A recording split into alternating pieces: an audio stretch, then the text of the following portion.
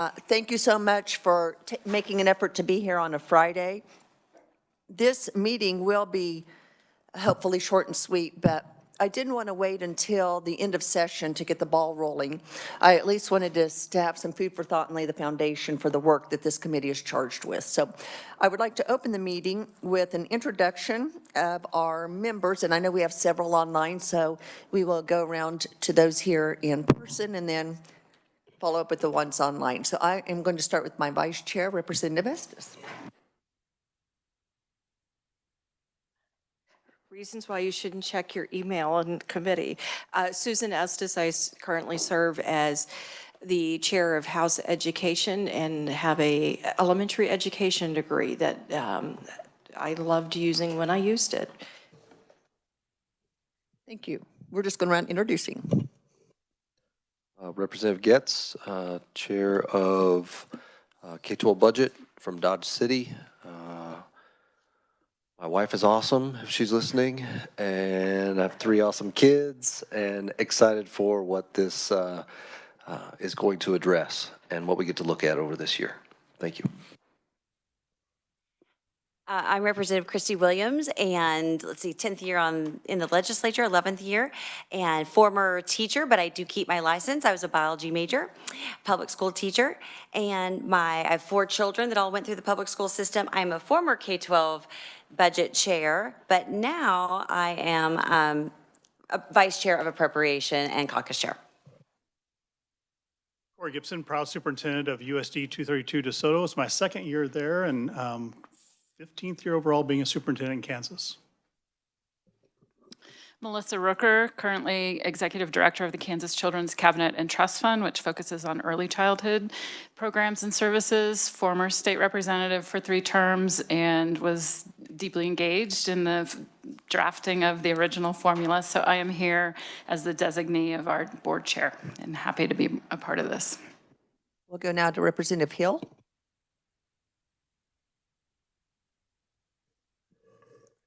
Thank you, Madam Chair. I'm Scott Hill from Abilene, Kansas. Starting my 2nd term in the legislature, previously served on the State Board of Education and serve as the vice chair of K-12 budget. I'm Nikki McDonald. I represent portions of Overland Park and Olathe. That would be Olathe School District and Blue Valley School District.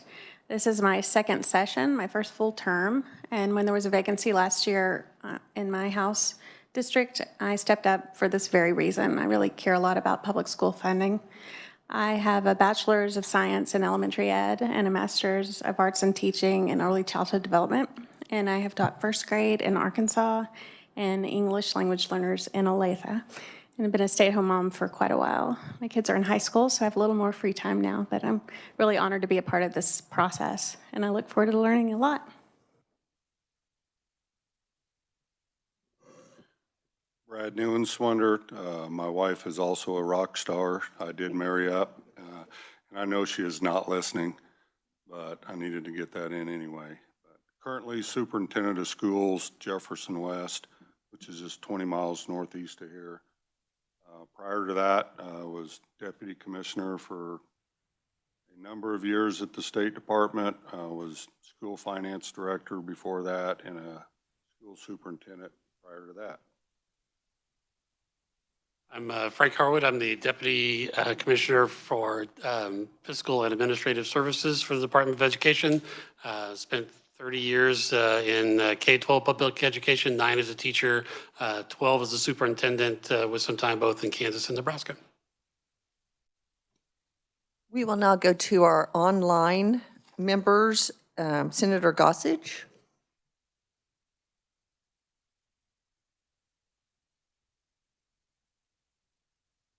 Okay, we'll see if she joins us or is able to unmute. Director Adam Profit.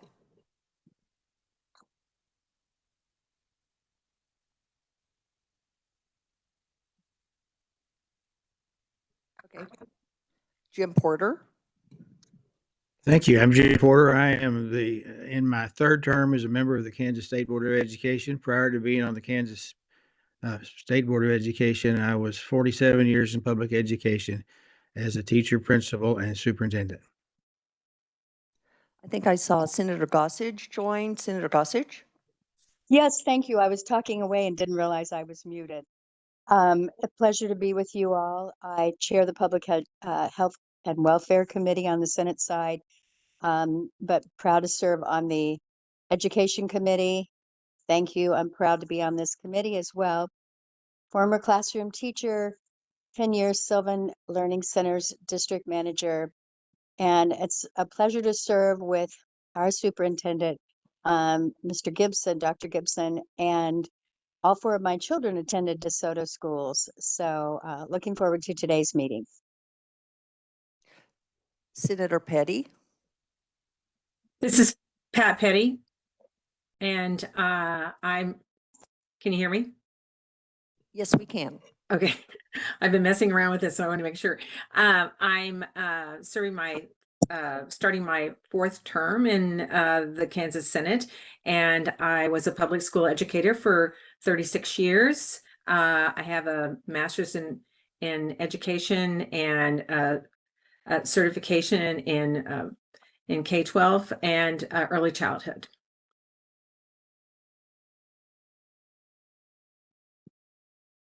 And Bert Moore?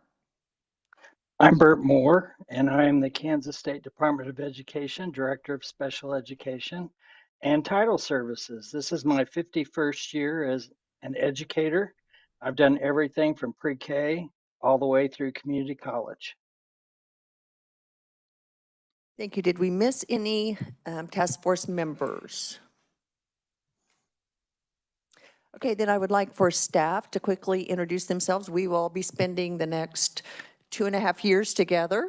So we will start here. Let's start with Jennifer and just go around.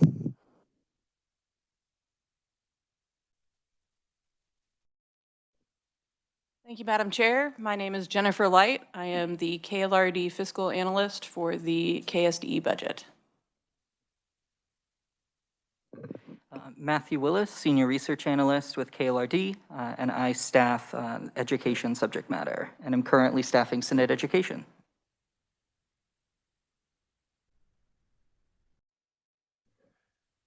Thank you, Madam Chair. Nick Myers with the Office of Revisor of Statutes, and this is my 13th session with the legislature, and all of them I have assisted with education. I know we have some staff in the seats. Would you please come forward and introduce yourself? Yes, good afternoon. My name is Nicole Fielder. I'm a research analyst with KLRD, and this is my 2nd session, and I also staff House Education.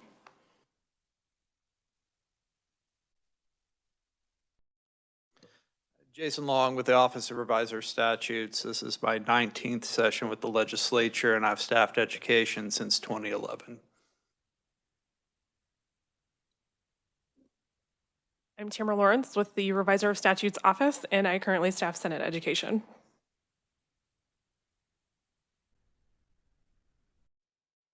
I am Cindy Rexer. I am the committee assistant, and I do the Senate Education Committee, and I'm also OA for Senator Erickson.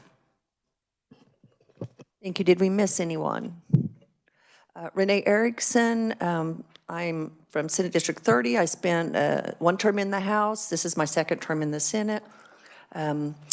Public school teacher, administrator, was on our local school board. In the House, I was on K-12 budget and education. In the Senate, I've been vice chair of education and now am serving as chair.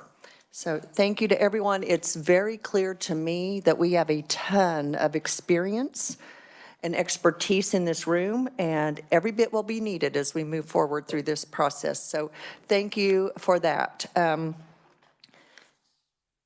I kind of want to outlay the purpose for today's meeting. We, as you know, have to have a new school finance formula ready to roll out on July 1st of 2027. Seems like a long time away, but we know what a monumental task that is, especially Melissa, you know for sure how big of a task that is. I didn't want to wait several months for us to begin this work. So today is just establishing the foundation, letting you kind of know the plan. I am going to give the caveat that we are going to have to be flexible. I've never been through this before. I know in spite of all the expertise and years of experience we have, I don't know how many of us have gone through this process before. So just plan on us having to adjust in order to get the job done by the time we need it done. And I will here later kind of lay out a very rough draft of a timeline that we're going to shoot for. But just know, please, that be patient and extend grace as we may have to adjust and be flexible through this process. I also wanted to set just an understanding. I don't know about you all, but in my experience in the different roles and the different hats I've worn, I've heard so much about school funding, and it changes a lot. And I know that although there's a lot of expertise, I wanted to give us just today what our charge is as a task force, and a basic understanding of where we're at right now, so we can all be on the same page as we look at what are we able to change, why would we, and all of those things. So that's kind of the reason for the agenda today. So I don't mean to insult anyone's experience, but I just want us all to have the same basic understanding as we build this process out. So I wanted to just share my rationale for today. So we are going to begin with, I believe, Nick, you're going to give us a review of our statutory charge as a group. Nick Myers. Yes, thank you, Madam Chair, and good afternoon, members of the committee, or task force, I should say. This group was formed in Section 4 of 2024 Senate Bill 387, so last year's education funding and policy bill. It enacted KSA, and it's in the statute, KSA 728194, and that's where this task force has been established. The task force, as the chair said, was created due to the school finance formula expiring in July 1 of 2027. The task force is composed of 11 voting members. So make sure to keep that in mind. All of you are appointed by an appointing authority, and there are 11 voting members of the task force. There are 4 ex officio non-voting members who also serve on the task force. So these members are the Deputy Commissioner of Fiscal and Administrative Services, so Dr. Harwood, the chairperson for the Children's Cabinet or the chairperson's designee, Melissa Rooker, the director of the Division of the Budget or the director's designee, Adam Profit, and then the director of Special Education and Title Services or that person's designee, Bert Moore. So just remember that those persons are non-voting members, so whenever you are taking votes, only the voting members should be voting in matters. So the charges for this task force. This task force, pursuant to the statute that was enacted, is required to review the current school finance system, the current methods for determining and dispersing special education state aid, the inputs of the school finance system, of the current school finance system, so your funding levels, the impacts, things of that nature, the outputs of the funding system, so your achievement, your outcomes, the academic achievement reporting requirements that are built into current law, the achievement, and then finally the achievement goals that are established by the State Department of Education and that were submitted to the United States Department of Education. So the task force is required, pursuant to this review, to submit a report to the legislature and to the governor on or before January 11 of 2027. And this report has to include recommendations regarding the establishment of a new school finance formula. And these, when you're making these recommendations, the law does state that the task force shall pursue the following goals with these recommendations. This new school finance formula shall be reasonably calculated to have all students meet or exceed the Rose capacities, in essence, the adequacy standard. The formula shall provide adequate, consistent, and reliable funding, and the formula shall provide meaningful accountability measures. And I will also note that you will also want to contemplate equity considerations as well when making your recommendations. The other thing that the task force is required to report on is whether revisions to the current methods for determining and distributing special education state aid are necessary or advisable. And then there's a catch-all provision that the task force has authority to make any other recommendations relating to school finance that the task force deems appropriate. And this task force will then expire on July 1 of 2027, presumably once the task force's work is done. And that's an overview of the charge. My memo also does include the statute, so you can refer to the specific statutory language as we are progressing through the obligations and duties of the task force, if you want to refer to that exact statutory language. And Madam Chair and members of the task force, I'd be happy to stand for questions if you have any. Thank you, Nick. Any questions or clarifying comments? Yes, Ms. Rooker.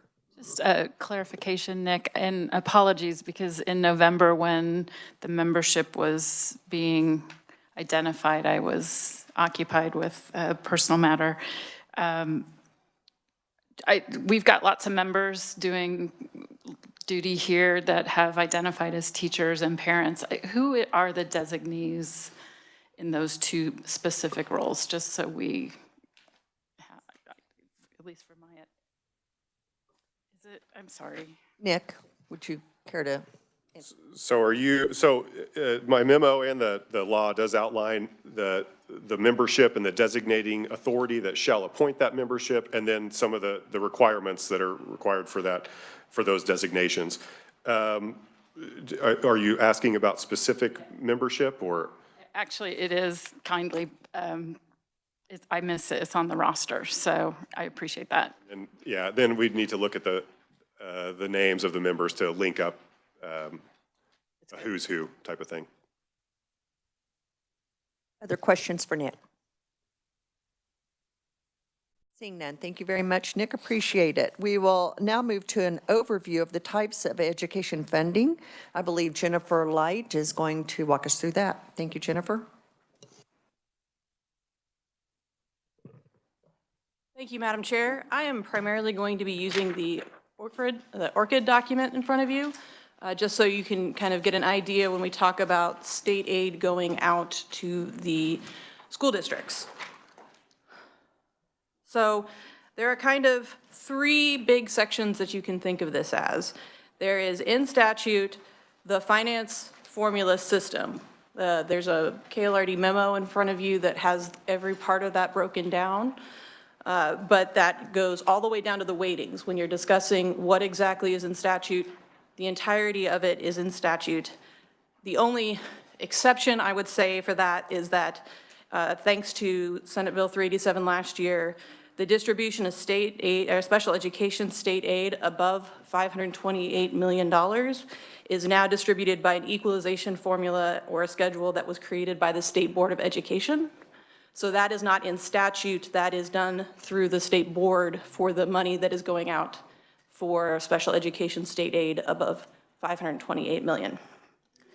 I would also note that while supplemental state aid is listed as a formula in statute, the local option budget authority for the school districts is a range.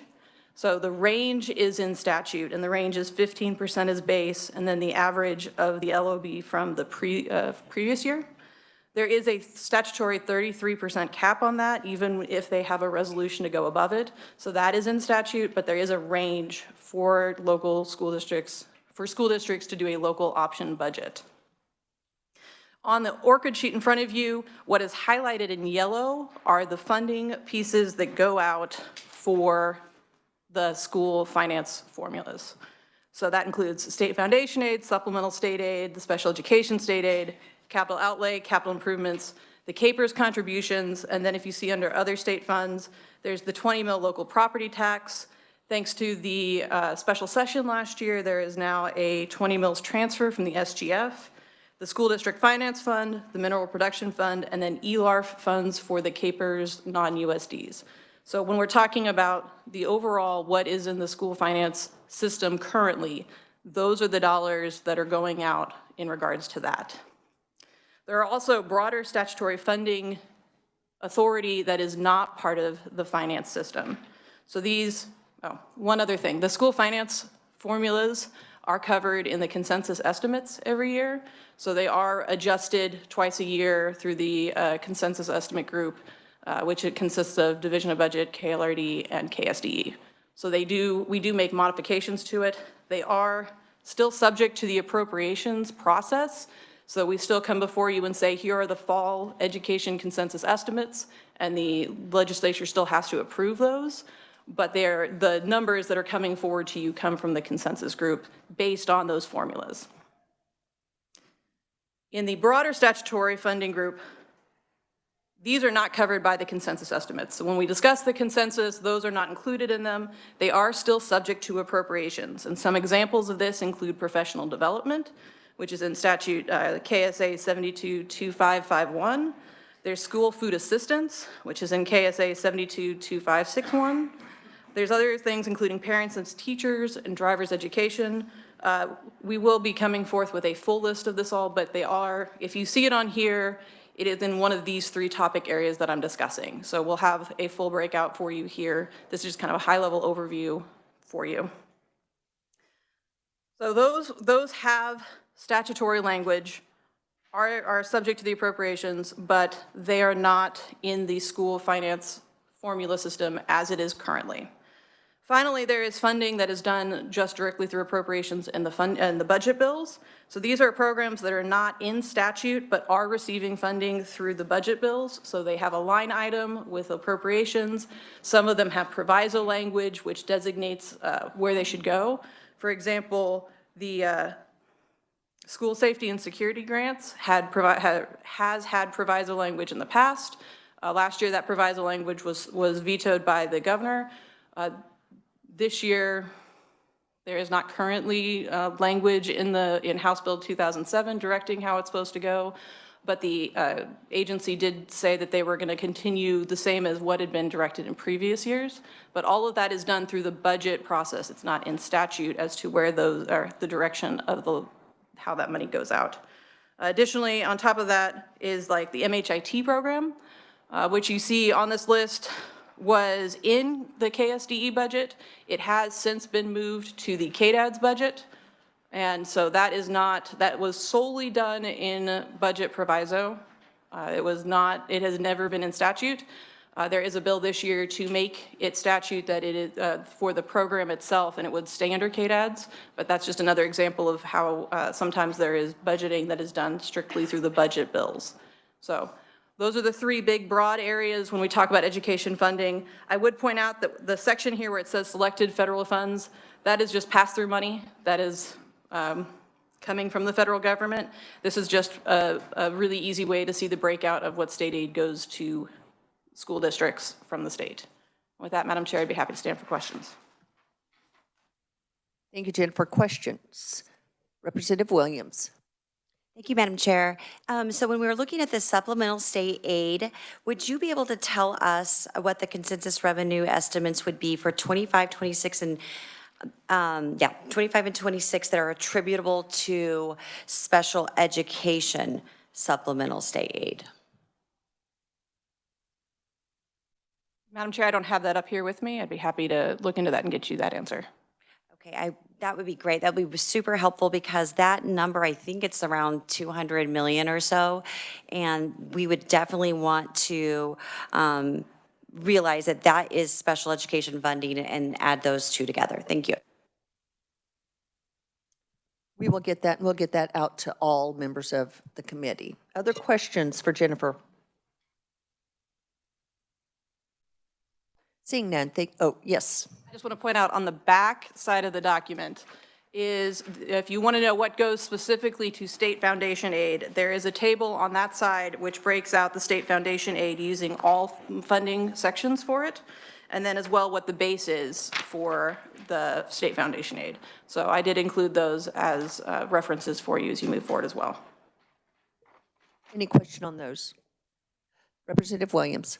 Thank you, Madam Chair. Madam Chair, would you like to share with the committee the increases that will be realized from the base aid increase that were provided by KLRD?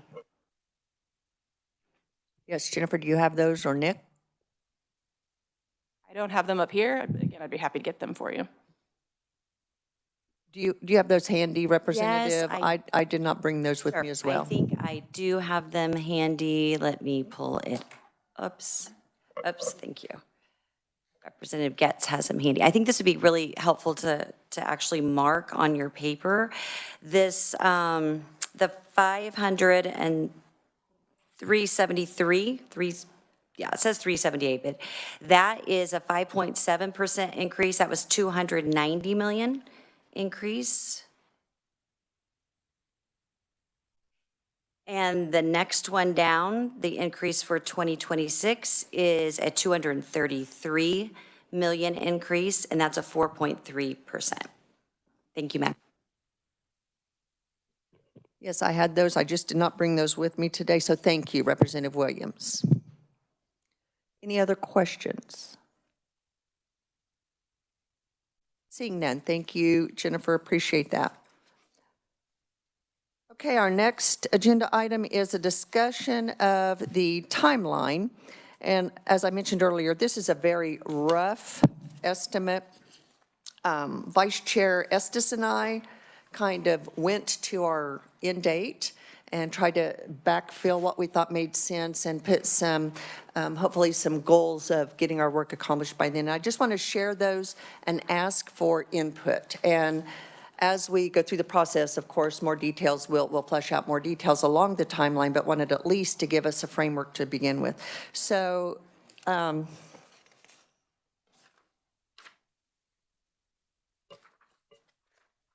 it is.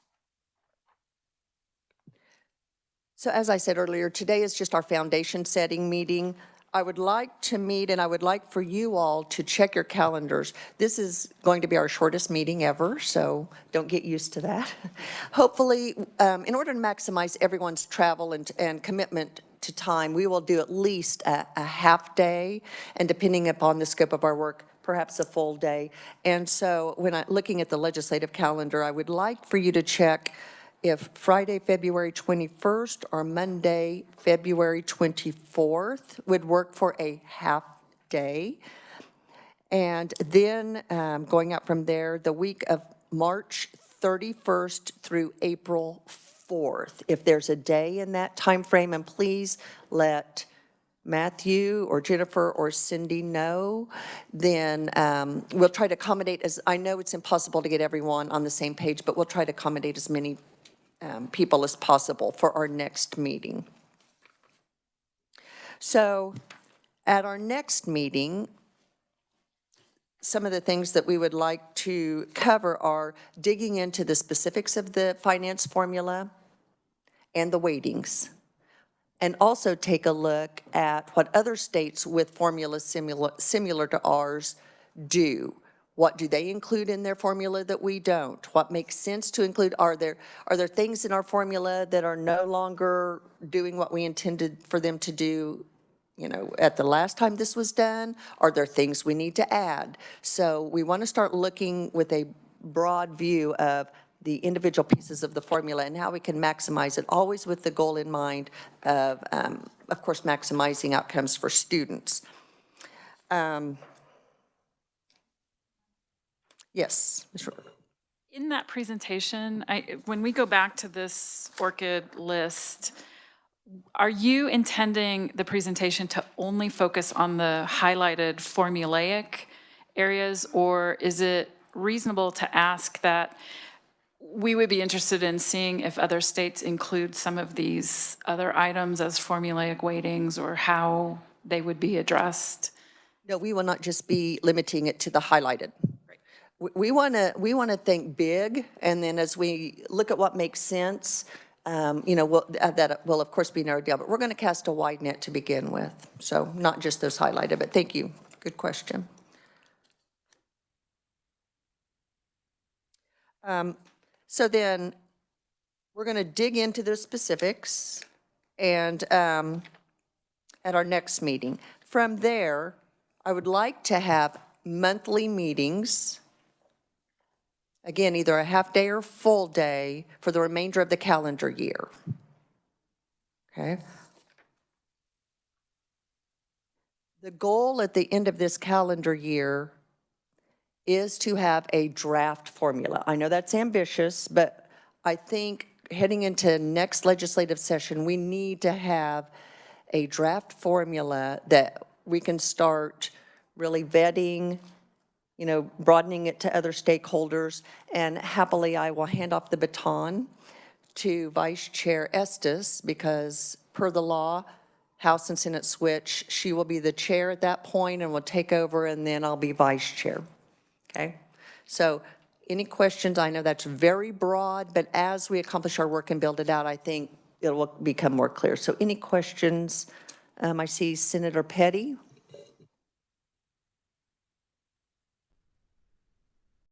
Madam Chair, you mentioned February the 21st, I think, is a potential date. That is turnaround. Yes. But I show on our, are you looking at, I just got our updated calendar sent, but I will verify if that's not a date that's available, we remove that from. Is you may have that's not turnaround? I'll double check. At the calendar I just asked from Leadership Office, I hope I got the right calendar, but I will double check that. Thank you. You did, okay. I'll double check and make sure that those dates are available for legislators. If not, we will look at some alternative dates to send out. My apologies. Thank you. Representative McDonald. Thank you, Madam Chair. If my calendar is correct, Representative Estes and I have a Legislative Advisory Committee for half a day on the 21st of February, so that might not be the best day for the two of us. Also, you have that I'm too. sorry. Okay. I'm in the House mindset. I'm sorry. That's okay. We will double check those dates, and this is going to happen. We're just not going to be able to get everyone, and I realize that, but we do want to get as many people and hopefully the chair and vice chair here for our next meeting, so thank you. Again, please send those dates in to staff, and we'll do some work and send out, like I said, please extend grace and be flexible as we try to do this work. Any other questions on the rough timeline? Seeing none. This next one I think is critically important as we build out our work is what is it that you all need information-wise, data-wise? What questions do you have? Because like any good teacher, we're all going to have homework. We're not going to be able to digest and do all of that in our committee time. So I want to make sure I get in your hands everything you need to come to meetings feeling like you have what you need to be successful and contribute and get our work accomplished. So I don't know how many of you saw the agenda and looked at that item and thought you had some things you would like to request or questions you had that would be helpful in this process. Representative McDonald. Thank you, Madam Chair. I might not have been on an email list. I have not had, I don't know how to find documents for this committee. And I didn't know about the email until one of our nice staff told us earlier this week. So I want to just confirm that everybody is on the distribution list and that we have some direction on how to find all the things we're going to collect here. Thank you. Thank you. I appreciate that. Yes. This task force has a site on the legislative website, just like other committees. If you go to committees, and then there is a section for task force, then it's just like any other committee where everything, all of the materials should be there and available for committee members and for the public. So that is one resource. And as far as the email, I believe I was told everyone is on the list, but let's verify that. Jennifer? Madam Chair, everybody should have received, so I have sent out 2 emails regarding this meeting for this week. I know there was technical problems last week, and so in the email this week, I had asked if you had received it to respond. I had received from the majority of the members. I was going to follow up after today. I just ran out of time, so I apologize for that, but we will make sure. I have an email for everyone. It is on a distribution list. If you did not receive an email from me either last week or this week, please let me know so that I can figure out what's going wrong with the email list. Ms. Ricker. I'm going to age myself. Back in my day, we were only paper-based. Is this committee, I appreciate living in a world where I have something I can take notes on, but respect the fact that we are trying to also live in a digital age. What is the intention for when we're getting spreadsheets and runs and things like that? Can we anticipate receiving hard copies, or is that something to come to committee prepared with if that's our choice? That's a great question. And how about this? We're going to default, because of the nature of this work, I can't look at a spreadsheet and make notes and write personally electronically. I'm old school. We are going to default to having hard copies. If you do not want hard copies, let staff know, and we will not have a hard copy for you, but I think we need to default because of just the nature of the work we're dealing with. Does that work for everyone? Okay. Representative Williams. Thank you, Madam Chair. One thing I'd like to see would be the latest distribution of the special education funding above the 528% and how that was derived, as well as the runs with that, and then the totals for each district and those percentage of excess costs for those districts. I think that'd be very helpful to kind of see where we are at this moment in time. Thank you, Madam Chair. I think we got that in for Senate Ed, a lot of that information when we had our presentation, did we not, Mr. Willis? I think we did, but did staff capture that request? Yes, we'll make sure and get all the information. And as these requests come in, our staff does a phenomenal job, and they are working extremely hard at the moment. But I would hope that and make the request that as they're able to get this information, to go ahead and get that to the committee so that everyone can be looking at it ahead of time. But just be patient because our staff is working very hard and have a lot of work on their plate. Yes, Dr. Harwood. If it helps the committee, I would be happy to present to the committee what the process that the state board went through to develop the formula that they were required to put in place this year. So be happy to share that information. Committee, is that something that would be helpful? I'm seeing nods, so we will build that into our next meeting agenda.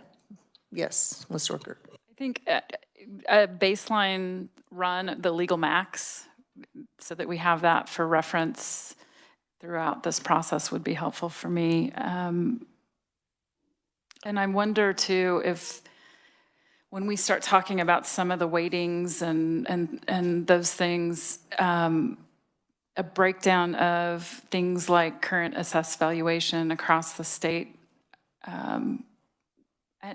Maybe we can work together, Frank, on just like a dossier of the baseline basic information would be helpful to have right in front of us.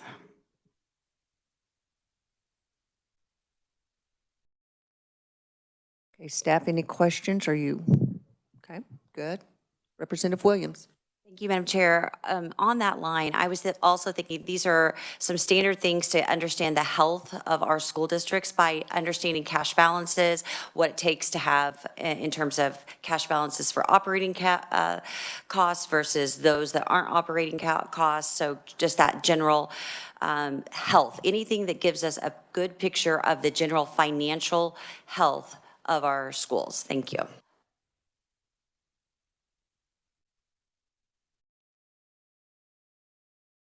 Thank you. Yes, Jennifer. Just for clarification, when we're talking about like the legal max baseline or the health of the school districts, are we wanting fiscal year 24 actuals? Are you wanting a 5-year? When we're talking about it, what is more helpful overall? Like, just so we're producing the documents that the committee is wanting. Representative Williams. Thank you, Madam Chair, and thank you for asking. I think it's difficult to get an idea of general health if you just look at a snapshot in time. I think you really do need to have at least a five-year review. If that's too much for paper's sake, then, you know, I would just leave that up to you. But generally, you need a little bit of comparison, even if it's a comparison of just two different dates that are not actually side by side, or an average over a time, or something of that nature. Now, I would leave that with you and the chairwoman to determine. And I will be having them bring just some basics, because I think we're going to have that updated numbers for us to work off of. But these are great if you have other specific requests. Representative Hill.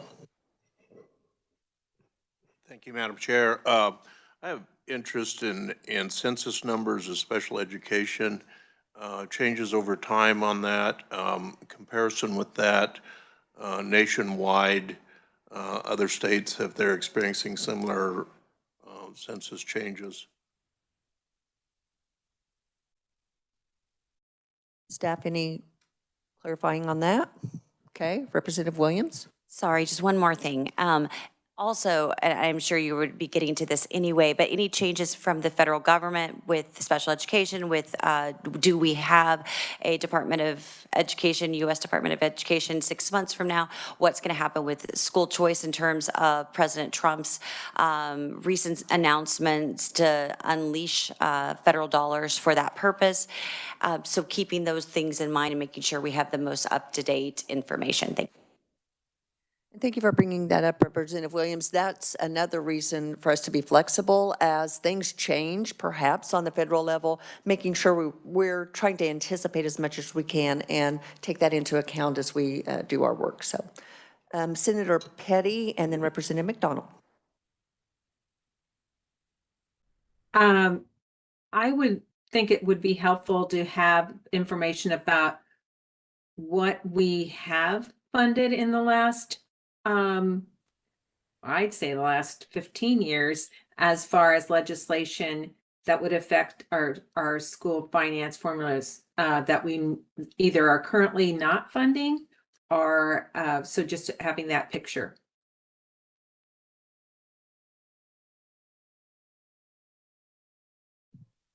Okay. Guys get that? Representative McDonald. Senator Petty, was that all? Yes. Okay, Representative McDonald.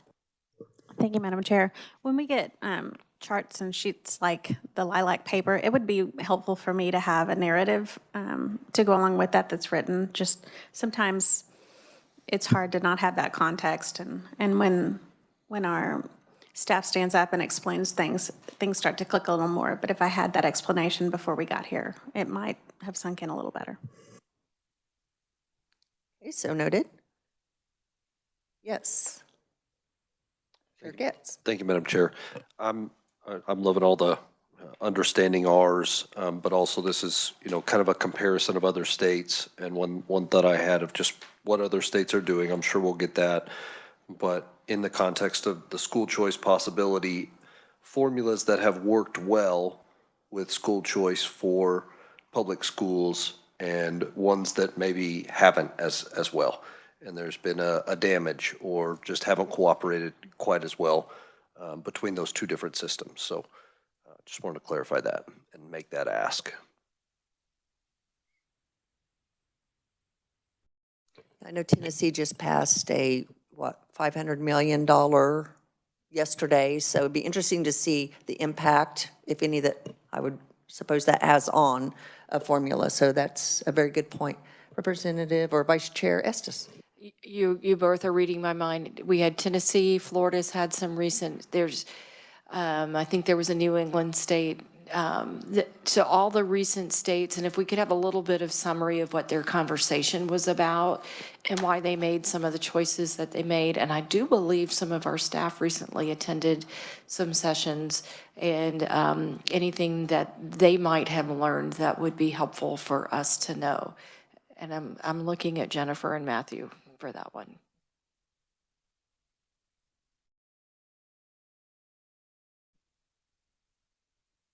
Is that all? Our guys can pump that out in 30 minutes, right? You're about to have a mutiny. Yes, I don't want a mutiny now. That's okay. Any other requests? Yes, Vice Chair Estes.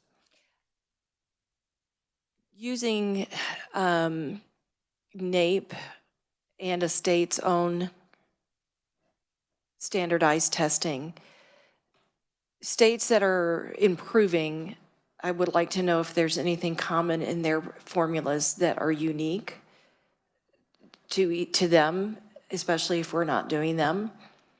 And then I'd also like to know if there are any states that track improvement and if they have any connection to improvement and reward and positivity in their formulas.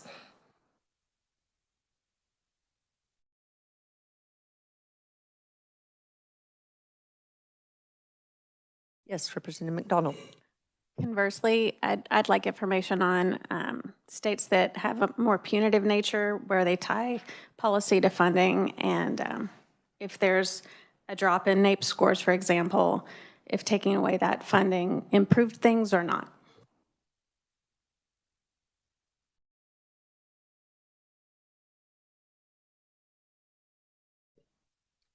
I think we can provide that. I don't know that we could make a direct causation or correlation, but we can certainly look at the data. Yes. Other things. Okay.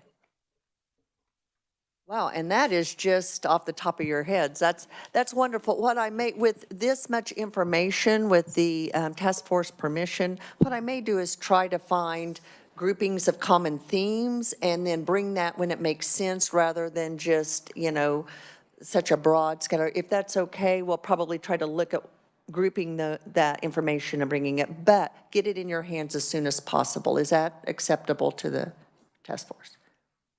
I do have just a couple. In light of us looking at the weightings, I have been curious as to the rationale, if you can find, what is the rationale behind the 0.484 and how those weightings were determined, and any tie to student outcomes. In other words, if we increase or decrease, does that affect, and I'm just curious about that. I've always wondered how they came up with some of those weightings. So in light of our conversation next meeting, I would like to have that. You could probably shed some light on that, yes. Actually, that's good food for thought. There's a whole body of legislative post-audit studies that we took into consideration. So that, you know, there's on topics, at-risk, special ed, the general formula. I think, you know, we tend to look at just the most recent one. I think this committee would probably benefit from seeing the history, because there are kernels in older post-audit studies that led to legislative decisions that I think would be very, very helpful. Thank you. Yes, and it would be helpful to know when the most recent was, just for context. I believe, Jason, do you have something to share? Madam Chair, members of the committee, just for context, most of the weightings that were developed through the formulas were based on funding that was available at the time. In other words, the legislature determined how much funding was going to be available to fund that particular portion of the school finance formula, and then calculated a weighting to match up with the funding at the time when it was put into place. Since those weightings were put into place, there have been a number of LPA audits to study those weightings and the impact on them on the education system. And so, as Ms. Rooker pointed out, it might behoove the committee to look at those in terms of the impact of those weightings after they were implemented. Thank you. I've been asking that and no one has been able to really tell. So I would like to look at, in light of that, if it was just, you know, that's how much we have, and so we're just kind of going to divvy up our funds and attach a weighting to it that way, I would ask this task force to look at, is there a more accurate way of doing that that would more reflect student needs? So that will be interesting, and if possible, I would like to have that for some information on that for our next meeting. So. Senator Petty. I appreciate that information that's going to be coming forward about post-audit studies. I'm wondering if this committee also needs to have before them the Supreme Court ruling when it came to school funding, so that we keep that in mind as we look at the future.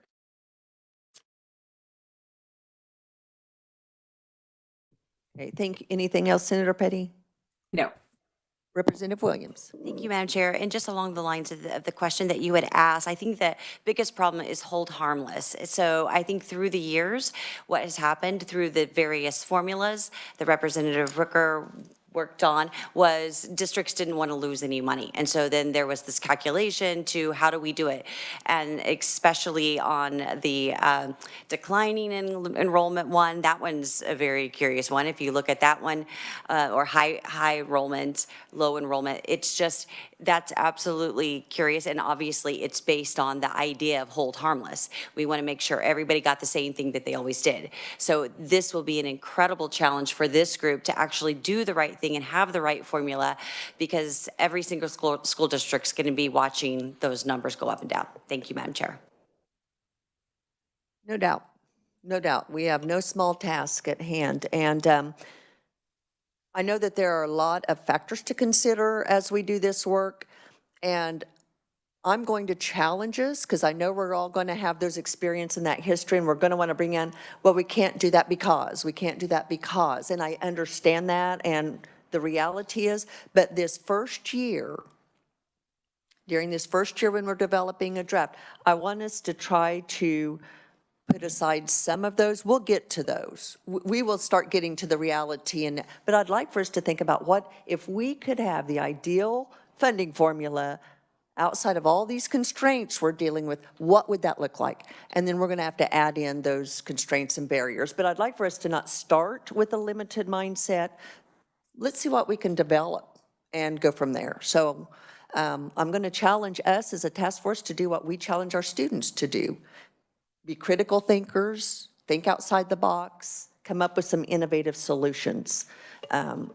So I know it's going to be hard because we all know the reality we're dealing with, but I am going to challenge us to come up with a formula that we think is the best outside of that, and then we'll bring those in when I turn it over to Vice Chair Estes. I'm going to let her deal with that. So you're welcome. I hope that this has at least been a conversation starting point. In between meetings, please, let's communicate with staff. We've got a phenomenal staff. Thank you for all that you guys do. And please be thinking about researching. I do want to point out this KLRD, school finance memo. I asked this to be given to everyone because this is what I go to. I call it, you know, the Cliff Notes of school finance. If you look at the actual, I mean, it can just be overwhelming, and I know we all have some experience, but this is just a really good, solid little explanation of how the formula works and the pieces. So that is for your benefit. And I'm sorry. She wrote down her own name, and I'm like, yes, I'm sorry. So please look at that, and any questions that you think of outside of the meeting, please get those in. We want to make sure that we're productive outside of our meeting time as well. Vice Chair Estes. Thank you. I'm sorry. I know I'm jumping back on the agenda, but as I sat here and looked at Dr. Harwood, it occurred to me it would be nice to know what KSD